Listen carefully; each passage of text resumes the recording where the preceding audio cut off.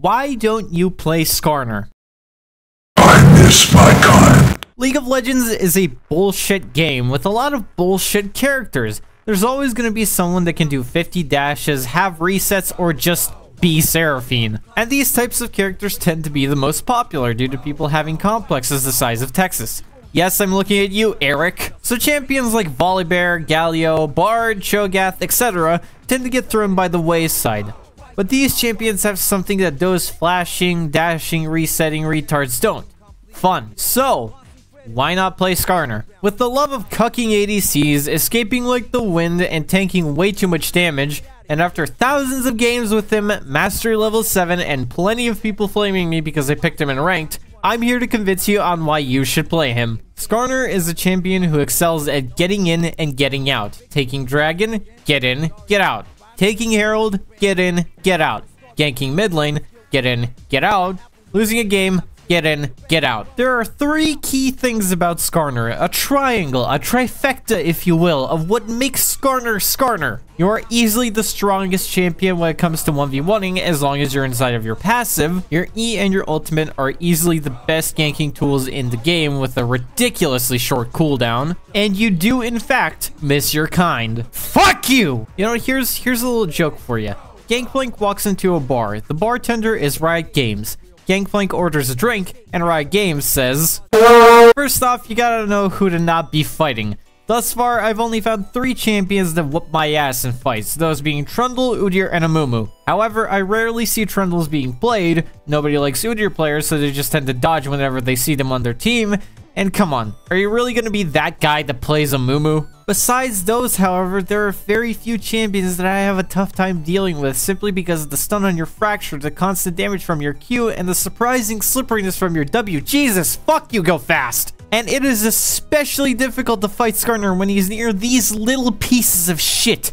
Pretty much no champion, unless they're Trundle, can fight you when you're in the zone. The zone is essential to when you're jungling and is the thing that makes you such a pain in the ass to fight. And at low levels, dumb junglers, which there are a lot of, will go in on you when you're in the zone, only for you to turn around on them, kill them because they didn't know Skarner's Q does % max HP damage, empowers his auto attack with his E, stuns, and he has a ridiculous amount of movement speed and attack speed within the zone. And with all of that, I ask you, why don't you play Skarner? Alright, let's get down to brass tacks. How do you deal with team fights? In order to excel at playing Skarner, you need to know how to counter his weak team fight. Because come mid-game, those are going to start happening a lot. Your E is going to be essential for this since it goes through multiple targets. Team fight breaks out, you're going to be the anchor of the team. When you throw out Fracture, make sure there are as many champions lined up as possible, then start auto-attacking all of them. Your stun lasts 1.25 seconds, and that doesn't sound like a lot, but that's time they're not in the fight, which gives your ADC time to reposition or burst people down, gives the assassin time to get to the backline, and gives you time to pick out who you want to ult. This could be the Sion blocking your team from getting to the enemy, the Aurelia jumping around going to one-shot the ADC,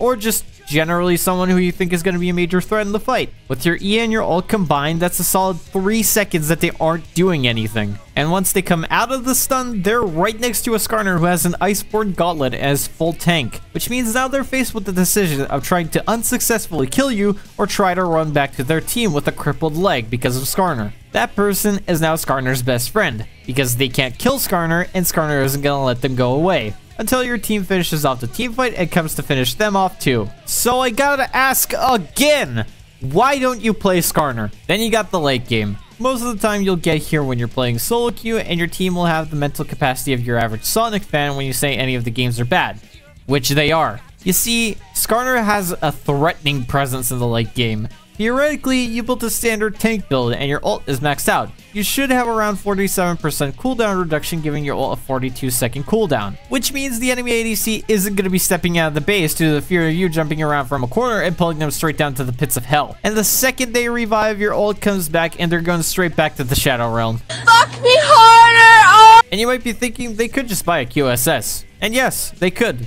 But that's an item slot that they're wasting on a not so good statted item.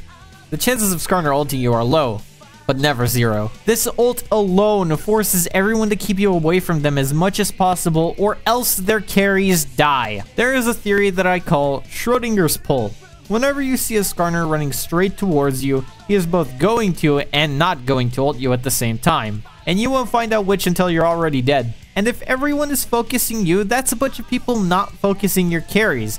And then you just zoom the fuck out with your phase rush and get a good amount of protection from your W. And if you bought a Warmogs, you could just stand back and regenerate a bit before coming back with a vengeance of the sad scorpion boy that you are. I feel like I shouldn't even be mentioning your team, but the best way I can put it is that you're the pizza delivery driver and the fed assassin is the horny MILF waiting to suck your dick as you deliver a free kill right to their doorstep. So I ask you, why not anal? And then you got the items. You have so many build paths, it's hilarious. You need a tank? Go tank Skarner. You need speed? Go speed Skarner. You need damage? 80 Skarner's great. You need AP? Fuck it. Why not? Who's gonna stop you? I understand why Skarner isn't a popular pick. He's an ugly son of a bitch who Riot has thrown so far down the gutter they delayed his rework until next year. He isn't an anime waifu, nor is he a big buff guy with 18 swords strapped to him. Nor is he super overtuned to the point where it makes you want to rip your head off because nobody used to play him and you were fine with that because you were cool with learning his stupid and unique ability. I'm alright. I'm alright.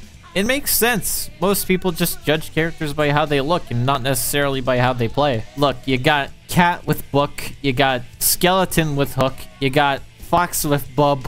But Skarner, he's just not all that interesting looking. Everything about him is just sad. His lore is sad, his face is sad, the people who play him are sad. There's just too much depression emanating from this guy. But if you can look past all that, if you can barely look at his ugly ass face, if you want to kidnap people, if you want to deny escape, if you want to play Mortal Kombat Scorpion, and if you want to have fun and not care about what your teammates have to say, then play Skarner.